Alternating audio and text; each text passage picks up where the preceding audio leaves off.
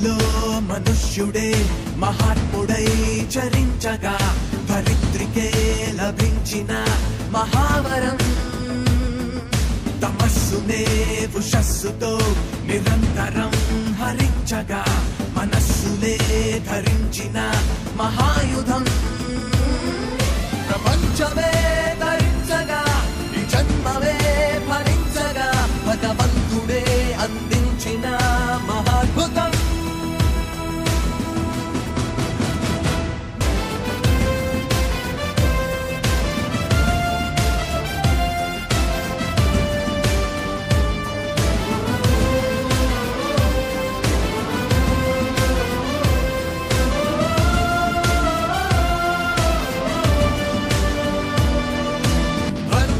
వదలరాదని అది నీకు దివ్య రక్షని ఆ ధర్మ తత్వ సారమే గీతని నువ్వుటి నాటనే తెలిసి మార్చుకో చదివి గీతనే బ్రతుకు తిట్టుకో వదులు సంశయం గెలుపు నిశ్చయం కదులు ముందుకే నిరంతరం ఇహం వరం జయం జయం అందించురా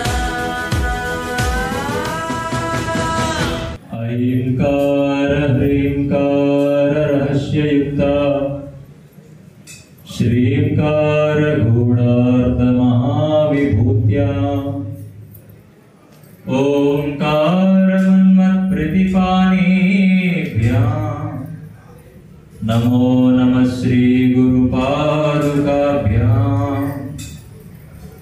సర్వవేద సంవేద్యాయాం भक्तहृदयान्तर्निवासिने श्री दुर्गा महापीठाधीश्वराय सद्गुरु समतानंदाय ते नमः माता गुरुसेवानंदाय ते नमः कृष्णाय वासुदेवाय हरये परमात्मने प्रणत क्लेशनाशाय गोविंदाय नमो नमः अंदरू రెండు చేతులు పైకెత్తి బిగ్గరగా చెప్పాలి గోవిందా గోవిందా కళ్యాణ వెంకటేశ్వర గోవిందా ఎలా ఉన్నారు అందరూ బాగున్నారా నాకెందుకు మనుషులు నచ్చుతారని అంటే బాగున్నామని నోటితో చెప్పినా కూడా మనసులో కష్టం లేని వారు ఎవరైనా ఉంటే చేయొద్దని చూస్తాను బాగున్నామని నోరు చెప్పింది మనసులో అసలు ఏ కష్టమో లేదన్న వాళ్ళు ఒక్కరుంటే చేయొద్దండి అంటే మనసులో కష్టాలు ఉన్నప్పటికీ కూడా బయటికి నేను బాగున్నాను అని చెప్పగలిగేటువంటి గొప్ప సంస్కారం మనిషికి మాత్రమే కానీ బాగున్నాం అని బయటకు అనుకుంటూ కూడా ఎదుటి వారు బాగుపడితే చూడలేని పరిస్థితుల్లో మనుషులు ఈరోజు బతుకుతా ఉన్నారు ఈ రోజు చాలా గొప్ప అవకాశం వెంకటేశ్వర స్వామి యొక్క 13వ వార్షిక బ్రహ్మోత్సవాలు 13 సంవత్సరాలు అయింది స్వామి ఈ భీముల పైన అనుగ్రహాన్ని నుంచి ఈ భక్తులందరినీ కూడా రక్షించుకోవడానికి భక్తులందరికీ కూడా కష్ట నష్టాలు తోడుండి వాటిని పరిష్కారం చేయడానికి స్వామి సిద్ధంగా ఉండి 13 సంవత్సరాలు గడిచింది అయితే ఇవాళ ఇంకో ప్రత్యేకత ఏంటండి కదా అందరికీ తెలుసు హోలీ అంటే మనందరికీ తెలిసిన హోలీ ఏంటి రంగులు కొట్టేసుకోవడం ఆడుకోవడం ఇప్పుడు మా పిల్లలకు తెలిసిన హోలీ ఏంటి తెలుసా గుడ్లు టమాటా ముక్కలు పెనాయిలు నీరు మందులు ఇవి కొట్టుకోవడం ఇది సాంప్రదాయమా అని నేను అడుగుతున్నా హోలీ పండగ అంట దాని పేరేంటి హోలీ పండగ మరి పండగలా చేయొద్దంటే దండలా చేయకూడదు కదా ఇవాళ దానికి ఇంకొక రెండో మాట కూడా ఉంది కామదహన పౌర్ణమి అని కూడా అంటారు ఏమంటారండి ఎందుకంటే మనం ఏమయ్యామంటే ధర్మాలు విడిచిపెట్టి ఇష్టాలతో బ్రతకడం మొదలు పెట్టాలి ఒకప్పటి రోజుల్లో చేసేది మంచి అయితే మంచి చేసేవారు అది చెడైతే అక్కడ ఆగిపోయేది ఇప్పుడు అలా కాదు మనకు నచ్చింది అనుకోండి చెడైనా కూడా ఇష్టంగా చేస్తాం నచ్చలేదు అనుకోండి మంచిదాన్ని కూడా వ్యతిరేకిస్తూ మనం దేనినైతే సంపాదిస్తామో మన పిల్లలు దాన్ని అనుభవిస్తారు ఈరోజు చాలా మంది చెప్తారు, నేను పుట్టినప్పటి నుంచి దేవుడిని మొక్కుతున్నాను, నేను పుట్టినప్పటి నుంచి దేవుడిని కొలుస్తున్నాను, నేను పుట్టినప్పటి నుంచి దేవుడి సేవలే చేస్తున్నాను, అయినా కూడా నాకు ఏ దేవుడు కనుగరించట్లేదు, కళ్ళు చూపించట్లేదు అని చెప్పి చాలా మంది కళ్ళు మూసుకొని అజ్ఞానంతో తెలిసి తెలియని విడివిడి జ్ఞానంతో మాట్లాడుతుంటుంటారు. నేను ఈ క్షణాన్ని కూడా మీకు చెప్తుంటుంటాను, భగవంతుడు ఇప్పటికీ కూడా ఒక్క సెకండ్ కూడా నిర్లక్ష్యం చేయకుండా మనల్ని చాలా గొప్పగా బాధ్యతగా చూసుకుంటాడని చెప్పడానికి మీకు 2 ఉదాహరణలు నేను చెప్తాను. ఒకటి, ఇప్పుడు మీరు అక్కడ దర్శనం ఇచ్చిన తర్వాత ప్రతి ఒక్కరు కూడా 2 చేతులు మీదకెత్తి ఏవో కోరికలు కోరుతూనే ఉంటారు. నిజమే? ఏ కోరిక కోరకుండా దేవుడికి ముక్తానన్న వాళ్ళు ఎవరైనా ఉంటారు? లేదు. కానీ మనం కోరికల్ని దేవుడి ముందు కోరుకుంటూ దేవుడిని చాలా అవమానిస్తున్నాము, దేవుడు గుర్తించుకోలేకపోతున్నాం అనే విషయాన్ని గుర్తుపెట్టుకోవాలి. ఎందుకు అంటే భగవంతుడు మనల్ని చాలా బాధ్యతగా ఈ నిమిషానికి చూస్తున్నాడని చెప్పాను కదా. దానికి మొదటి ఉదాహరణ ఏంటో తెలుసా? మనం అక్కడికి వెళ్ళి అడుగుతున్నాం, స్వామి నాకు ఇది కావాలి, అది కావాలి, అది చెయ్యు, ఇది అని చెప్పి. కానీ ఈ నిమిషానికి కూడా భగవంతుడు మన అవసరాన్ని గొప్పగా చేస్తున్నాడు. ఏంటో తెలుసా? మనం అసలు పట్టింపు లేకుండా కూడా, మనం ఆలోచించకుండా కూడా మన గుండె ఇప్పుడు నిమిషానికి 72 సార్లు కొట్టుకుంటుందా లేదు, మనం అడగకుండా కూడా మనకి గాలి ఊపిరి అందుతుందా లేదు. ఈ దేవుడికి ఏమైనా అడిగామా? ఏమండి అడిగాము? నా గుండె నిమిషానికి 72 సార్లు కొట్టుకొని, స్వామి లేదు నాకు కొద్ది డబ్బున్నవాడిని, నాకు 74 సార్లు కొట్టించు, నాకు ఊపిరి నివ్వు, నా శరీరంలో ఉండేటువంటి రక్తాన్ని కిందకి పైకి పైకి కిందకి ప్రసరణ చేయు అని చెప్పి మనం ఏమైనా అడుగుతున్నాము? ఆఖరికి రేపు తినవలసినటువంటి అన్నపు గింజల పైన కూడా భగవంతుడు నీ పేరు రాసి పెట్టాడు. అంత శ్రద్ధగా మనం అడగకపోయినా కూడా మన బాధ్యతను భగవంతుడు ఈ నిమిషానికి కూడా ఈ ప్రకృతి రూపంలో మన ఊపిరిగా ఉన్నాడు. రెండవది, భగవంతుడు నాకు ఏటి దయ చూడట్లేదు, భగవంతుడు నా పైన దృష్టి పెట్టట్లేదు, నన్ను కరుణించట్లేదు, కాపాడట్లేదు అని చాలా మంది వాపోతుంటారు. ఇంకో 2వ ఉదాహరణ ఏం చెప్తాను? ఇప్పుడు ఒకవేళ ఎవరైనా మరణిస్తే, చనిపోతే ఎంతమంది మోయాలి శరీరాన్ని? ఏమా ఎంతమంది మోయాలి? ఇంచుమించుగా 4. కానీ 4 కూడా చాలు, ఇంకా బరువు ఉంటుంది కాబట్టి ఇంకా కొద్దిమంది అవసరం. మినిమం 4 లేకపోతే కదా. ఇప్పుడు ఇందులో అవతల కూర్చుని మీరైనా, యువతల మాట్లాడుతున్న నేనైనా, ఎవరు పోయినా 4 మొయ్యాల్సినంత భారం ఈ శరీరం కదా. ఇప్పుడు మనం ఎవరైనా మోస్తున్నారా ఈ నిమిషం? లేదు. చక్కగా చేయి మీదకి ఎక్కుతున్నాం, కాలు మీదకి ఎక్కుతున్నాం, లెగుస్తున్నాం, తిరుగుతున్నాం, పరిగెడుతున్నాం, నచ్చినట్టు చేసుకెళ్తున్నాం. ఇప్పుడు ఏ 4 అవసరం కూడా మనకి లేదు. 4 కాదు, ఒక్కడ అవసరం కూడా మనకి లేదు. కానీ మనం పోయిన తర్వాత మాత్రం మన శరీరంలో చైతన్యం పోతే ఖచ్చితంగా 4 అవసరం పడుతున్నారని అంటే, పోయిన తర్వాత 4 మోయాల్సిన భారాన్ని బ్రతుకుంటుండగా మనకు తెలియకుండా మోస్తున్న వాడే భగవంతుడు, అతడే కళ్యాణ వెంకటేశ్వరుడు. అందుకు అతని సర్వ శరణాగతం. భగవంతుడికి ఎప్పుడు ఏం చేయాలో, ఎప్పుడు ఏమి ఇవ్వాలో ఆయన బాగా తెలుసు. కానీ ఎప్పుడు ఏం అడగాలో, ఎక్కడ ఎలా ఉండాలో తెలియనటువంటి మనకు మాత్రమే. అందుకు ఖచ్చితంగా తెలుసుకోవాల్సిన అవసరం ఎంతే ఉంది. కానీ ఈరోజు మనం ఏం చేస్తున్నాం? మన పట్ల ప్రేమ చూపించే వారి పట్ల మనం అహంకారాన్ని చూపిస్తున్నాం, మన పట్ల నిర్లక్ష్యం చూపించే వారి పట్ల మనం అహంకారం చూపిస్తున్నాం. కాబట్టి కష్టానికి దగ్గర అవుతుంది. ఈరోజు చాలా మంది కూడా చాలా రకాలైనటువంటి యొక్క దాన ధర్మాలు, పూజలు, యజ్ఞాలు, యాగాలు, హోమాలు, వ్రతాలు, దీక్షలు అన్నీ చేస్తూ కూడా ఇంకా కష్టానికి ఎందుకు దగ్గర అవుతున్నారు తెలుసా? మన జీవితంలో చేసేటువంటి ఒక్క పొరపాటు, ఒక్క తప్పు కూడా జీవితాంతం కూడా మనకు బాధిస్తుంది అనేటువంటి విషయాన్ని మనం గుర్తుపెట్టుకోవాలి. జీవితంలో మనం అవసరం కోసం అప్పు చేస్తే వడ్డీ కట్టడం ఎలాగైతే తప్పదో, జీవితంలో తప్పు చేస్తే కూడా కర్మని అనుభవించడం కూడా అంతే తథ్యం. గుర్తుపెట్టుకుంటున్నారా? తప్పు చేస్తే దాని కర్మను అనుభవించాలి, అప్పు చేస్తే వడ్డీతో సైతం కూడా దాన్ని మనం చెల్లించాలి. ఇవి 2 కూడా బాగా గుర్తుపెట్టుకోవాలి. అందుకు ఈ రోజు మనకి శాస్త్రం ఒక ప్రమాణం చెప్తుంది. ఏంటి అంటే, మాతృనింద మహావ్యాధి, పితృనింద పిశాచత, దైవనింద దరిద్రశ్యాత్, గురునింద కులక్షయం అని చెప్పి ఒక మాట. అంటే తల్లిని మనం అమర్యాదగా చూస్తే, తల్లిని మనం నిర్లక్ష్యం చేస్తే, తల్లిని మనం అవహేళన చేస్తే, తల్లిని మనం నిందిస్తే ఏం జరుగుతుందంట? వ్యాధులు వస్తాయంట. ఏమొస్తాయండి? మాతృనింద మహావ్యాధి. తర్వాత ఏమిటంటారు? పితృనింద పిశాచత. ఒకవేళ తండ్రి పట్ల మనం నిర్లక్ష్యం చేస్తే, తండ్రిని అగౌరవంగా చూస్తే, తండ్రి పట్ల అమర్యాదతో వ్యవహరిస్తే కనిపించిన శక్తుల చేత మనం బాధ్యత పడతాము. ఇంకా మూడవది ఏంటి? దైవనింద దరిద్రశ్యాత్. దైవాన్ని నిర్లక్ష్యం చేసినా కూడా, దైవాన్ని మనం అగౌరవంగా చూసినా కూడా, దైవం దగ్గర మనం అమర్యాదగా ప్రవర్తించినా కూడా దరిద్రం. అంటే దరిద్రున్న దానికి దూరంగా బ్రతకడమే దరిద్రం అన్నమాట. చాలా మంది కూడా మాకు తినడానికి కూడా ఖాళీ ఉండదని అంటారు, కానీ బ్యాంక్ బ్యాలెన్స్ కోట్లు ఉన్నాయి. కోట్లు నుండి కూడా పూటకి నీ కూటికి 4,000 లోపల అందకపోతున్నాయి అంటే దరిద్ర దేవత నీ నెత్తి మీద తాండవం ఆడుతుంది అనే విషయం. అందుకు ఎప్పుడు అనుభవించాల్సింది అప్పుడు అనుభవిస్తేనే నిజమైన అదృష్టం. దైవాన్ని మనం నిందించడం వల్ల, దైవాన్ని నిర్లక్ష్యం చేయడం వల్ల, దైవాన్ని అమర్యాదగా చూడడం వల్ల అన్ని కళ్ళ ముందే కనిపిస్తాయి, కానీ దేన్ని మనం అనుభవించలేము. అందుకే దైవ నింద దరిద్రశ్యాత్. ఇకపోతే గురు నింద కులక్షయం. ఎవరైతే నీ జీవితాన్ని ఇంకా ఉన్నతంగా, ఇంకా శ్రేష్టంగా, నిన్ను మంచి దారిలో పెట్టేందుకు, నీ తప్పులు సరిదిద్దుతూ కూడా ఎవరైతే నీకు మంచి చెప్తారో అటువంటి గురువులను నిర్లక్ష్యం చేస్తే, అటువంటి గురువుల్ని నువ్వు అమర్యాద చేస్తే, అటువంటి గురువుల్ని నువ్వు బాధిస్తే ఆఖరికి కులాలే నాశనం అయిపోతాయి, వంశాలే నాశనం అయిపోతాయి.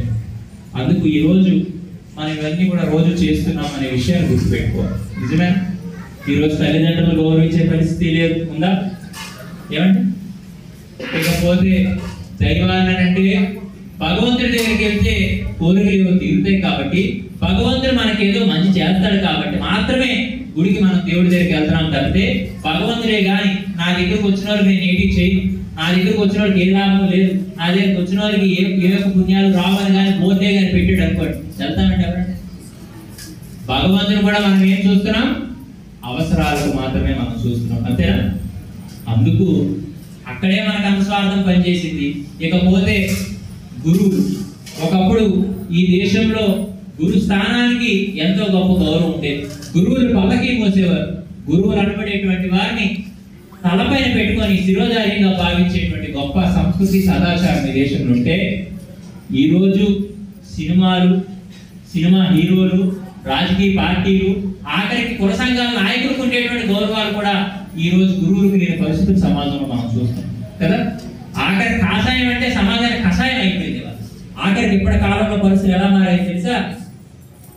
ప్రతిదానికి కూడా హడావుడి, ప్రతిదానికి కూడా అట్టహాసాలు, ఆడంబరాలు మనుషులకు అలవాటు అయిపోయి, ఈ సినిమా ట్రెండ్, సినిమా కల్చర్ బాగా అలవాటు అయిపోయి, ఆఖరికి ఒకప్పుడు ఎంత సాదాగా ఉంటే ఆ సాధు అంత మంచివాడు అనేవారు, అంత గొప్పవాడు అనేవారు ఒకప్పటి కాలం.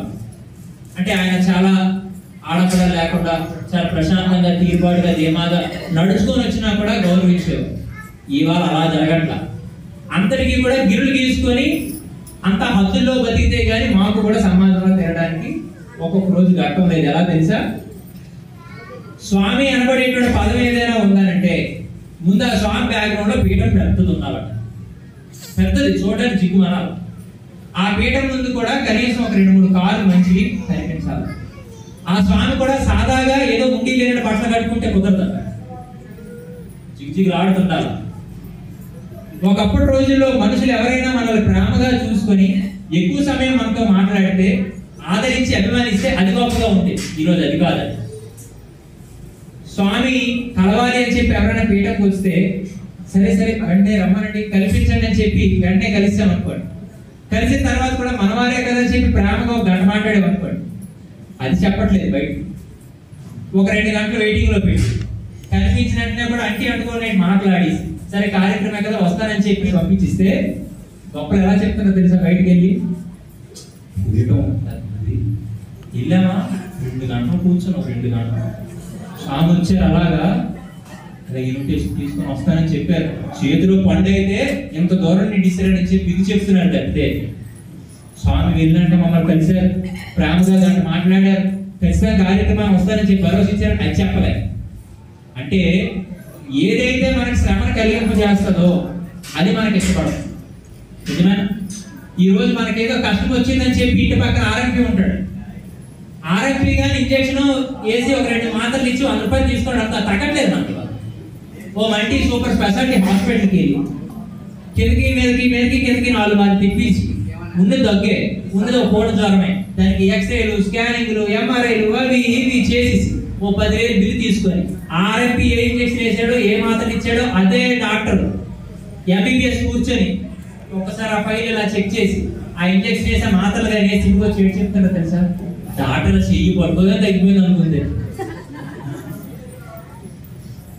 నిజమే. అంటే ఈ వాటిలో మనం ఏది ఎక్కువ శ్రమ మన కలగని చేస్తే అది మనం ఇష్టపడుతుంది. ఆఖరికి దానికి మనం అలవాటు పడిపోయి సత్యానికి ధర్మానికి దూరంగా బ్రతుకుతాం. అంటే నిజమేదో అబద్ధమేదో తెలుసుకోలేకపోతున్నాం. చాలా మంది కూడా పీఠానికి నాకు వచ్చేటప్పుడు తిరుపతికి వెళ్ళి వచ్చాము స్వామి, దర్శనం చేసుకుందామని వచ్చాము, మీకు ప్రసాదం ఇద్దాం అనుకుని వచ్చాము అంటారు. సరే మంచిదే అని చెప్పి కలిస్తే ఎలా జరిగింది దర్శనం అంటే, ఎంత కొండలు స్వామి, కొండలు గుర్తున్నాయి స్వామి, ఎంత గుడి స్వామి, గుడి గుర్తు, ఎంత జనం స్వామి, అది గుర్తు. తర్వాత ఏంటి చూసావు, ఎంత వెండి వాకిలి స్వామి, అబ్బో వెండి గుర్తుంది. ఎంత బంగారు వాకిలి స్వామి, బంగారు వాకిలి గుర్తుంది. తర్వాత ఏం చూసావు, తర్వాత దేవుడు దండం పెట్టుకున్నాను సార్, సెక్యూరిటీ తోసారు స్వామి. చూసారా, కొండ గుర్తుంది, కొండనే బాగా చూసింది. ఏమండి, గుడి బాగా చూశారు, అంత జనాన్ని బాగా చూశారు, వెండి వాకిలి బాగా చూశారు, బంగారు వాకిలి బాగా చూశారు. దేన్ని చూద్దాం అనుకుని వెళ్ళారు, దాని కళ్ళ ముందు కనిపించారు, కళ్ళు మూసేసుకున్నారు, పక్కన చూస్తారు. అదే దరిద్రం. భగవంతుడు నీ కళ్ళ ముందు ఉన్నాడు అనేటప్పుడు నువ్వు కళ్ళు మూసుకోకూడదు, కళ్ళు తెరిచి ఇంకా కూడా ఆ దివ్యమంగళ స్వరూపాన్ని ఇంకా కూడా నువ్వు చాలా జాగ్రత్తగా చూడాలి. కానీ ఈ రోజు కళ్ళ ముందు నిజాన్ని మనం నమ్మలేకపోతున్నాం అంటే ఉదాహరణ అది. దైవాన్ని సైతం కూడా మన కళ్ళ ముందు కనిపిస్తే కళ్ళు మూసేసుకుంటున్నాం. ఇట్లాంటి పరిస్థితుల్లో ఇంకా సమాజం ఇట్లాంటి పరిస్థితుల్లో ఉందని తెలిసినప్పటికీ కూడా ఖచ్చితంగా మనం తప్పు చేస్తే తల్లి కూడా మనల్ని దూరం పెట్టేస్తుంది, కాస్త పక్కన ఉండమని చెప్తారు. తండ్రి కూడా మనల్ని కాదనుకుంటాడు. ఆఖరికి అన్నదమ్ములు, అక్క చెల్లెలు, స్నేహితులు, బంధువులు, చుట్టాలు, పట్టాలు అందరూ తప్పు చేస్తే మనల్ని దూరం పెడతారు. కానీ నువ్వు తప్పు చేస్తే ఆ నిమిషానికి, ఆ క్షణానికి నీకు కాస్త గద్దించి నిన్ను సైతం కొద్ది కోపపడి మళ్ళీ నీకు భరోసాగా నీ భుజం మీద చేసి నీకు ప్రేమగా ఆదరణ ఆలంబన చూపించేటువంటి ఏకైక తత్వం గురువుకు ఒక్కడికే ఉంటుంది. కాబట్టి ఆ గురుస్థానాన్ని భగవంతుడు ఇచ్చాడు కనుకే సమాజానికి ఇంకా మనం మంచి చెడు చెప్పాలా, ఇంకా ధర్మానికి దగ్గర చేసి ఎవరైతే ధర్మానికి దగ్గరగా ఉంటారో వారికి మాత్రమే దైవం ఇంకా దగ్గరగా ఉంటాడు. ఎవరి దగ్గర అయితే దైవం అందుబాటులో ఉంటాడో వారి చుట్టూ ఈ ప్రపంచం అంతా కలిసినా కూడా ఏమీ చేయలేదు అనబడేటువంటి విషయం గుర్తు పెట్టుకుంటారని చెప్పి ఇవాళ నిరంతరంగా కార్యక్రమాలు చేస్తూ ఎక్కడికి వెళ్ళినా కూడా ఇలాగే ప్రజలతో మాట్లాడుతూ ఇలా చేస్తున్నప్పటికీ కూడా జరుగుతున్న అంశాలు ఏంటి తెలుసా, కొత్తదనం కావాలంట మా స్వామీజీలో. అంటే ఇప్పుడు స్వామిలో వచ్చారు కదా ఈ సంవత్సరం, వచ్చే సంవత్సరం ఇంకో స్వామి రావాలి, ఆ స్వామి ఏమవ్వాలో మరో 10 కార్లు ఎక్కువ వేసుకొని ఇంకో 10 మందిని ఎక్కువ వేసుకొని రావాలి. ఆఖరికి కార్యక్రమం అనేటప్పుడు మనం గుర్తునే వచ్చాం అనుకోండి, అది కూడా ఇప్పట్లో బాగోలేదట. ఆ స్వామి పక్కన ఉన్నటువంటి శిష్యులు ఎవరో సీసీలో పిఆర్ఓలో ఉండి స్వామి వస్తారు ఖచ్చితంగా, స్వామికి ఒక 50,000 1,00,000 రూపాయలు కట్ట దక్షిణగా పెట్టాలంటే అది మాత్రం కమిటీ వారు. ఈ కమిటీ కాదు, ఈ కమిటీ మనోలే, బయట కమిటీ. కార్యక్రమం అంతా అయిపోయిన తర్వాత బయటికి జనానికి ఏం చెప్తారు తెలుసా, ఏట్రా స్వామి రాడు తప్పు అనుకున్నాడు, గంటకు 1,00,000 రూపాయలు ఇచ్చారా బాబు అంటే అది గొప్ప. అర్థం చేసుకుని సామాన్యంగానే వచ్చి అంత ప్రేమగా మాట్లాడితే అది ఒప్పుకోవట్లే. స్వామికి, చిన్న స్వామికి, ఇప్పుడు మీ కళ్ళ ముందు కనిపిస్తున్న చిన్న స్వామికి నాకు 7 సంవత్సరాలు ఉన్నప్పటి నుంచి కూడా నేను మా పెద్ద స్వామి తాతయ్య గారు సంతానం స్వామితో తిరగడం నాకు అలవాటు. అంటే ఇవాళ ధర్మం కోసం ఇలా చెప్పగలుగుతున్నానంటే అది నిన్న మొన్నటిది కాదు, సనాతనంగా ఎంతో కాలం నుంచి సంపాదించినటువంటి ఒక అనుభవం సార్. అటువంటిది మీరు బాగా గుర్తుపెట్టుకోండి. ఇవాళ జరుగుతున్న పరిస్థితులు ఏంటో తెలుసా, కార్తీక మాసంలో మనం చేయవలసిన భోజనాలు ఏంటి చెప్పండి. మనం చేస్తున్న భోజనాలు కార్తీక మాసంలో మనం చేయవలసిన వన భోజనాలు అయితే మనం కుల భోజనాలు చేస్తాం. నిజమేనా ఏమండి? మనం అంతా ఒకటే, మనమంతా మనుషులమే, మనమంతా కూడా ఈ భారతీయులమే, మనమంతా కూడా ప్రేమకు ప్రతిరూపాలని అని చెప్పి కులాలు, మతాలు, వర్గాలు, వర్ణాలు, భేదాలు లేకుండా అందరూ కూడా కలిసిపోయి వనభోజనం చేయాలంటే ఇప్పుడు కులభోజనాలు చేస్తాం, ఈ కులపోడే అక్కడికి వెళ్ళాలి, ఈ కులపోడే ఇక్కడికి వెళ్ళాలని చెప్పి అంత స్వార్థంతో బతకడం వల్ల ప్రతి దాన్ని కూడా మనం ఇలా ఏం చేస్తున్నాం, విడదీసి పరిపాలన చేసుకోవడం మొదలు పెట్టాం. అందుకే ఇవాళ జరుగుతుంది ఏంటో తెలుసా, దీని ప్రభావం వల్ల మనందరికీ కూడా కష్టం వస్తే దేవుడు కావాలి, కష్టం వస్తే దేవుడు కోరిక తీర్చాలి. కానీ అదే దేవుడిని కొంతమంది విమర్శిస్తున్నారు, దేవుడిని తేలిగ్గా మాట్లాడుతున్నారు, అదే దేవుడిని అవమానిస్తున్నారు. కొంతమంది పక్క మతస్థులు మన దేవుడిని అంత రకంగా దిగజారుడుగా వారు వ్యవహరిస్తున్నారంటే పట్టనట్టుగా మనం చూస్తాం. చాలా మంది కూడా అంటారు అన్ని మతాలు సమానమే స్వామి, ఏమి ఈ చేతితో నువ్వు అన్నం తిను, ఎడ చేత అన్నం తిను, కుడి చేత కడుక్కో, ఒప్పుకుంటారంటే అవుతుందా, బాగుంటుందా? ఏమి నీ శరీరంలో ఉండేటువంటి కుడికి ఎడమకి అంత తేడా ఉంటే ఈ సృష్టిని అంతటినీ ఒక క్రమంలో పెట్టి మనుషులందరికీ కూడా జీవన విధానాలు నేర్పేటువంటి మతాల్లో నువ్వు ఎందుకు వేరు చూడు? ఆఖరికి ఒక మతం ఏమంటారు తెలుసా, నీకు కోరిక కలిగితే నీ తల్లి అయినా చెల్లి అయినా పర్వాలేదు, దాంతో నువ్వు అనుభవించవచ్చు అని చెప్పి ఒక మతం చెప్తుంది. ఇంకో మతం ఏం చెప్తా తెలుసా, నువ్వు పెళ్లి చేసుకోవడానికి వాయా వరుసలు లేవు, దేనైనా నువ్వు పెళ్లి చేసుకొని దాంతో నువ్వు కాలం గడిపించని ఇంకో మతం చెప్తుంది.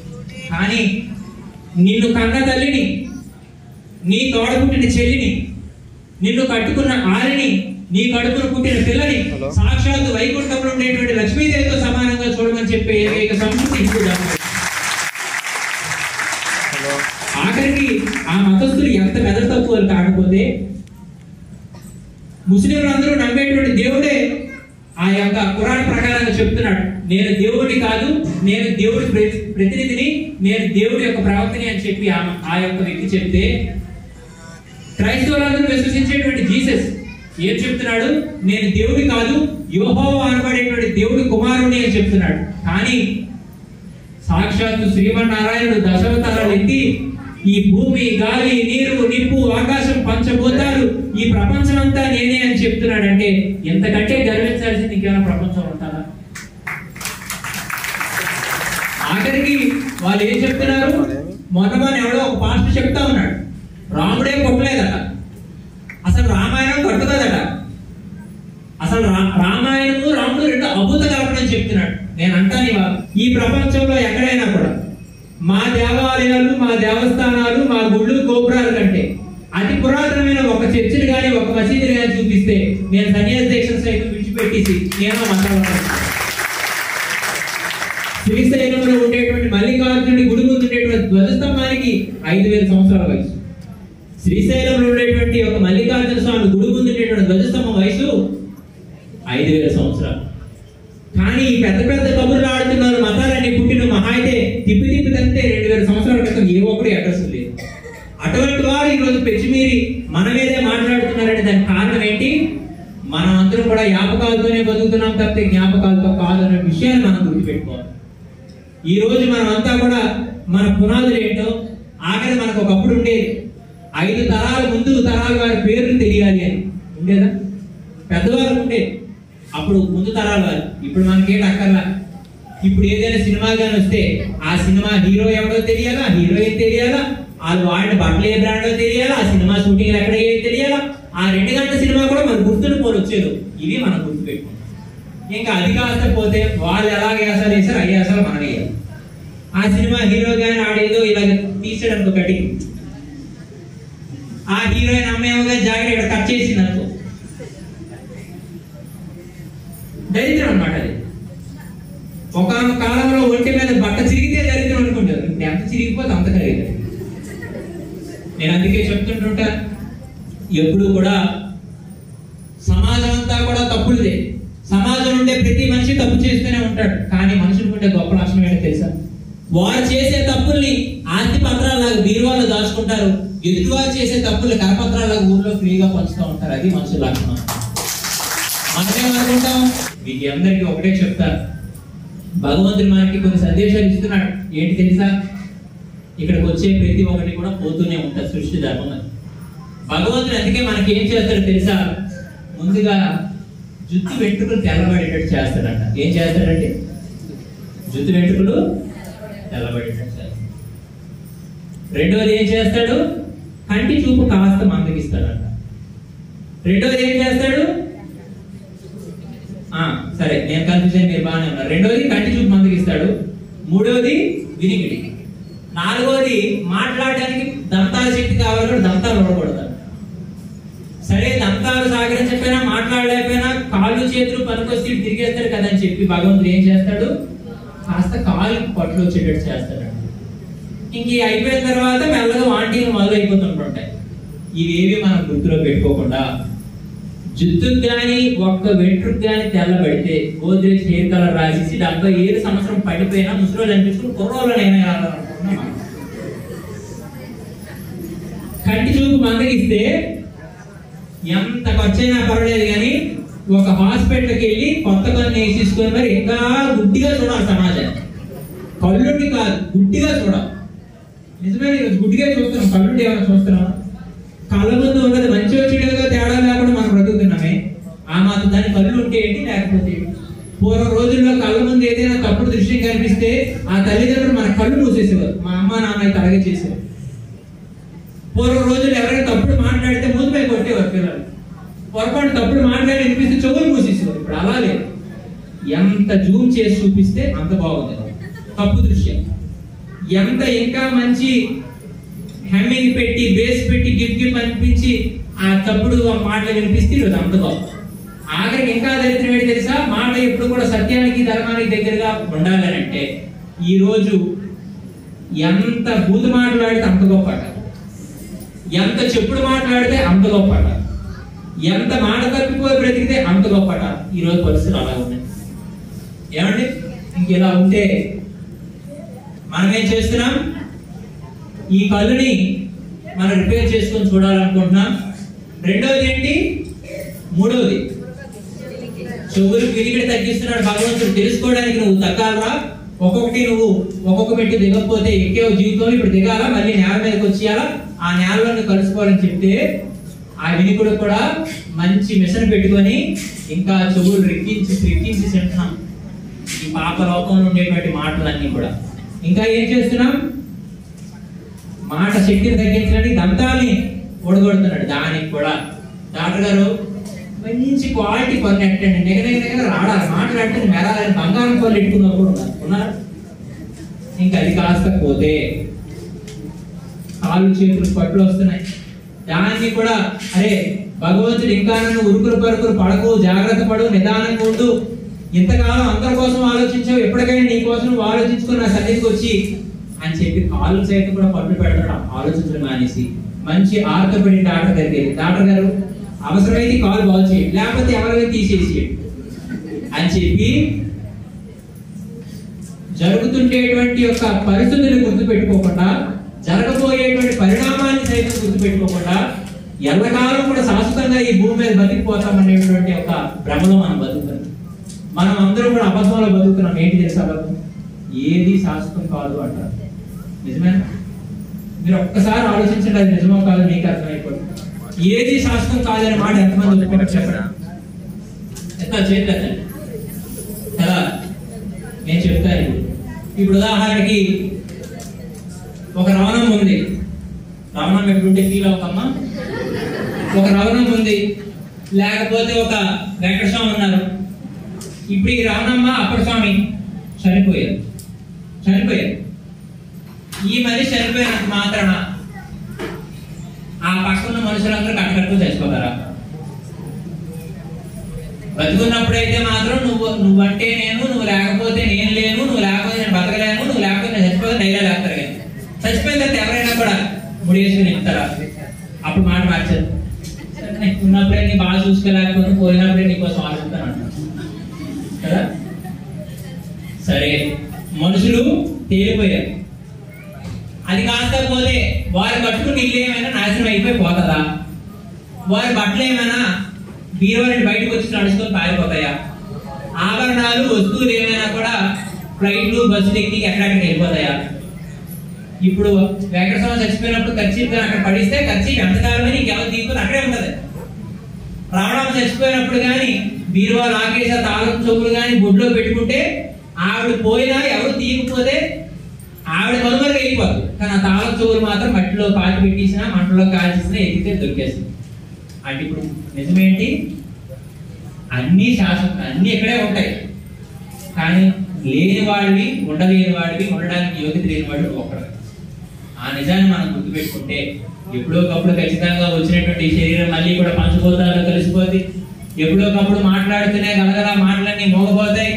ఇంత అందంగా ఉండేటువంటి శరీరం ఒకవేళ మంటల్లో కానీ కాలిస్తే ముందుగా వెంట్రుకలు కాలి, చర్మం మామూలుగా బొబ్బర్లు వచ్చి, అందులో నీరు పేలి, రక్తం పేలి, మాంసం కొత్త కొత్తలు ఆడుతూ ఉంటే ఇంకా అది కాస్త అయిపోయిన తర్వాత ఎముకలు సైతం కాలిపోతుంటే ఇంత అందంగా ఉన్న ఆకారం ఆఖరికి అస్థికలుగా మారిపోతానంటే ఆఖరి జీవితంలో మిగిలేది శూన్యమే. కాబట్టి మనం అస్థికలుగా మారిపోయినప్పటికీ కూడా మనం ఎంత అందంగా సోపు చేసి సింగారించుకున్నటువంటి శరీరం ఆఖరి ఒకవేళ మట్టిలోనే కానీ పేరిస్తే మట్టి స్వచ్ఛమే కానీ మన ఒంటి మీద ఉండేటువంటి మురికి క్రిములే మనల్ని పురుగులు పట్టి ఉరికేస్తాయి, మనం నాశనం అయిపోతాం. కాబట్టి మన మట్టిలో కలిసిపోయినా మంటల్లో కాలిపోయినా కూడా ఎదుటివారి యొక్క మనసుల్లో మనం మంచిగా మిగిలిపోవాలనే ఆలోచన ఎవరికైతే ఉంటుందో వారు సంస్కారంతో ఉంటారు. సంపదల కంటే సంస్కారం ముఖ్యమైనటువంటి విషయాన్ని గుర్తుపెట్టుకొని ఆ సంస్కారం ఎక్కడొస్తుంది, దైవం యొక్క ఆలోచనలో ఉంటే, ఆధ్యాత్మికంగా బ్రతకగలిగితే అప్పుడు సంస్కారం వస్తుంది.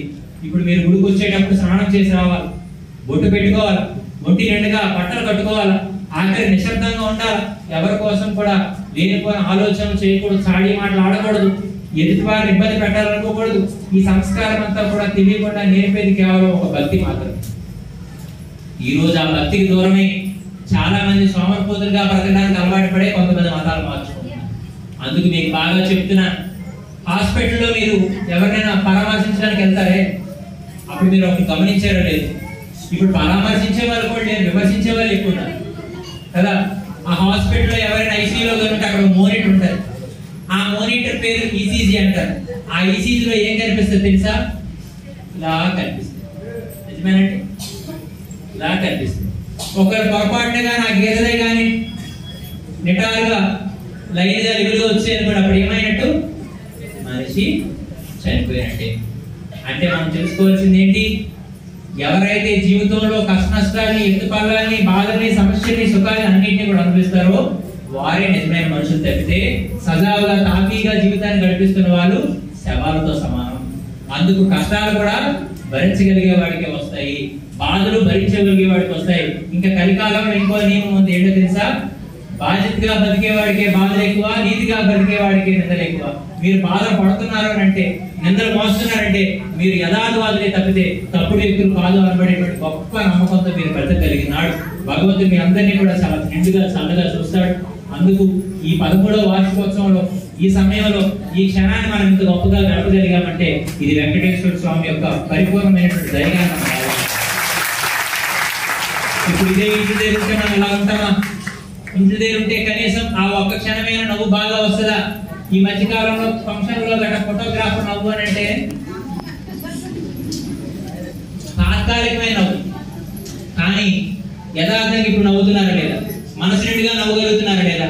అంటే తెలుసుకోవాల్సింది ఏంటి, మీకు నిజమైనటువంటి యథార్థమైన ఆనందం దొరికేది ఎక్కడ అంటే భగవంతుడి సన్నిధిలో మాత్రమే. కాబట్టి భగవంతుడి సన్నిధికి మీరు రాగలగాల, దర్శనం చేసుకోవాలా, అక్కడ మన భక్తిని ప్రకటించుకోవాలా. ప్రేమ ఉంటే మాటల్లో చెప్పకూడదు, చేతల్లో చూపించాలా. కోపం ఉంటే చేతల్లో చూపించకూడదు, మాటల్లోనే చెప్పాలి. కాబట్టి దేవుడి మీద మీకు ఇష్టాలు ఉంటే చక్కగా కార్యక్రమాలు జరిగేటప్పుడు సేవ రూపంలో మన యొక్క దాన దాతృత్వాలు చూపిస్తూ మనం ఇంకా భగవంతుడికి ఇంకా దగ్గర అవ్వగలగాలి. ఇంకా ఇటువంటి కార్యక్రమాలు ఇంకా జరగాలి. ఆ జరిగిన సందర్భాల్లో మీరు ఇంతే ఉత్సాహంతో పాల్గొనాలి. చెప్పిన మాటలు మీరు గుర్తు పెట్టుకొని, ఈరోజు హోలీ కదా, ఆ దిక్కుమాల రంగులు రాసుకోకుండా జబ్బులు వచ్చేస్తాయి.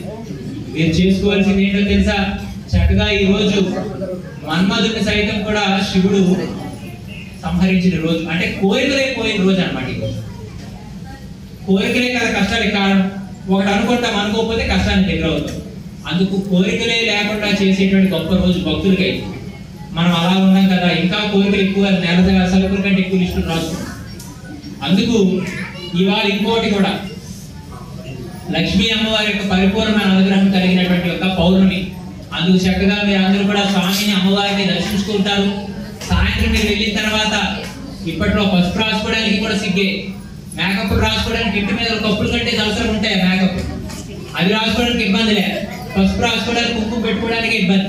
అందుకు చక్కగా మీరు ఇదంతా అయిపోయిన తర్వాత చక్కగా ఇంటికి వెళ్ళి చక్కగా అమ్మగారులందరూ కూడా ఈ హోలీ పర్వదినంలో ఆ దరిద్రాన్ని పోగొట్టేటువంటి హరిద్రాన్ని పసుపుని రాసుకొని చక్కగా నిండుగా బొట్టు పెట్టుకొని నవ్వుతాను. రేట్ స్వామి మీరు అన్ని ఇలాంటి చెప్తున్నారు, మా అంతా లేట్ అయిపోతాయి, పెట్టారా పోతారా మీ ఇష్టం. కానీ చక్కగా సాయంత్రం పూట ఇంటి ముందు చక్కగా ఆ ద్వారబంధానికి అటుపక్కగా ఇటుపక్కగా కూడా దీపాన్ని పెట్టి అక్కడే ఒక ప్రమిదని పెట్టి హారతిని మీరు వెలిగించి ఆ కర్పూరం అంతా కరిగిపోయిన తర్వాత మీరు చక్కగా ద్వారబంధాన్ని నమస్కారం చేసుకుని ఇంట్లోకి వెళ్ళండి.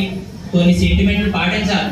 సెంటిమెంట్లు మనకు లేవు, ఏమి ఇంటిమెంట్లు మాత్రం ఇష్టం కొట్టుకుంటున్నాం కదా. అందుకు ఇవాళ రోజుల్లో మీ మంచి కోరుకుని మాట్లాడే వాళ్ళు చాలా తక్కువగా ఉంటారు.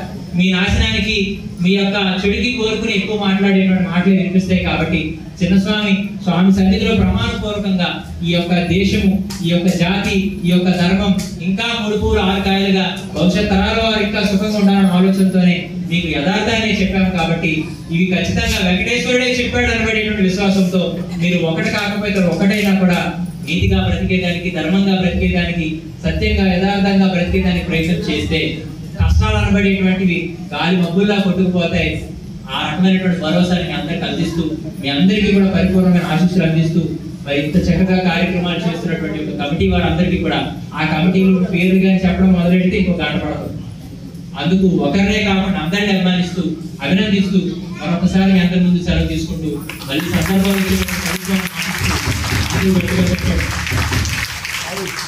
గోవింద